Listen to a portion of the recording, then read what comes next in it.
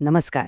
आज आपण एका अशा गोष्टीबद्दल बोलणार आहोत जी ऐकल्यावर कदाचित असं वाटेल की अरे, आपण इतकी वर्ष दात घासत आलोय ते चुकीच्या पद्धतीने तर नाही ना.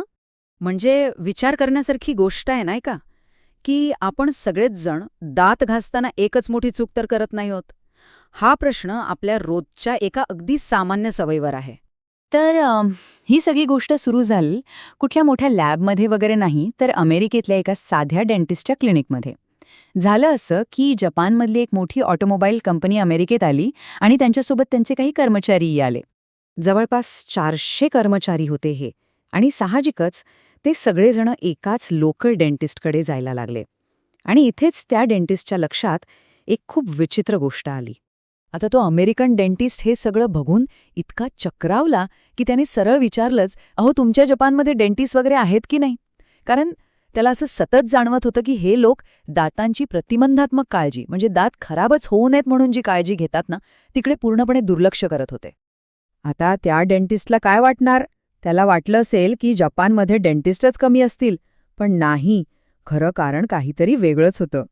आणि मग हे नक्की काय प्रकरण आहे हे शोधून काढण्यासाठी या कथेचे जे निवेदक आहेत त्यांनी जपानला परत गेल्यावर थेट एका लोकल डेंटिस्टशीच बोलून बघितलं.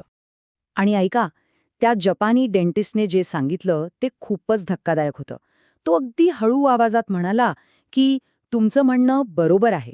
खरं तर आमच्याकडे इन्शुरन्स कंपन्या प्रिव्हेंटिव्ह केअरसाठी, म्हणजे दात खराब होऊ नये म्हणून केलेल्या उपचारांसाठी पैसेच देत नाहीत.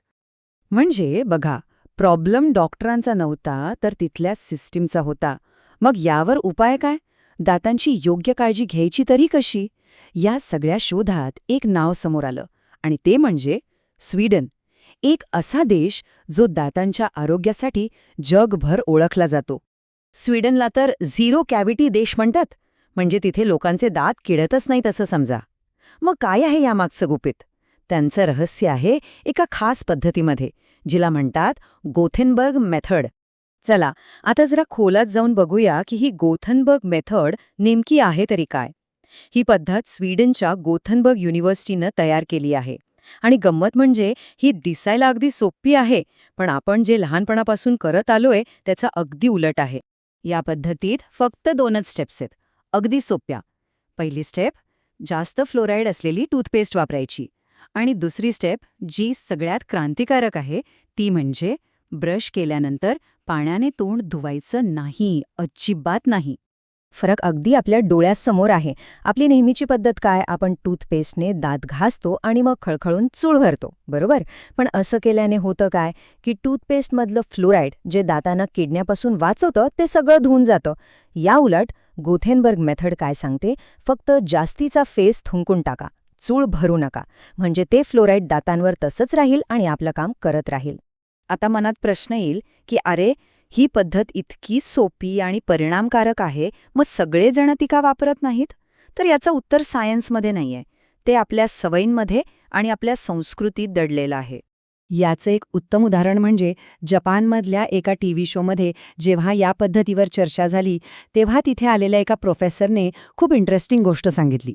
त्यांना ही पद्धत माहीत होती, पण ती जपानमध्ये का नाही वापरली जात याचं कारणही त्यांनी स्पष्ट केलं. त्यांचं म्हणणं काय होतं बघा, ते म्हणाले, जपानचे लोक स्वच्छतेच्या बाबतीत इतके काटेकोर आहेत की दात घासल्यानंतर चूळ न भरणं हे त्यांना पटणारच नाही. म्हणजे विचार करा, स्वच्छता म्हणजे काय ही आपली जी एक कल्पना आहे तीच एका चांगल्या आरोग्यदायी सवयीच्या आड येत होती. तर मग आता या सगळ्या चर्चेनंतर प्रश्न उरतो की करायचं काय? चूळ भरायची की नाही भरायची? चला एकदा पटकन बघूया आपण काय काय पाहिलं.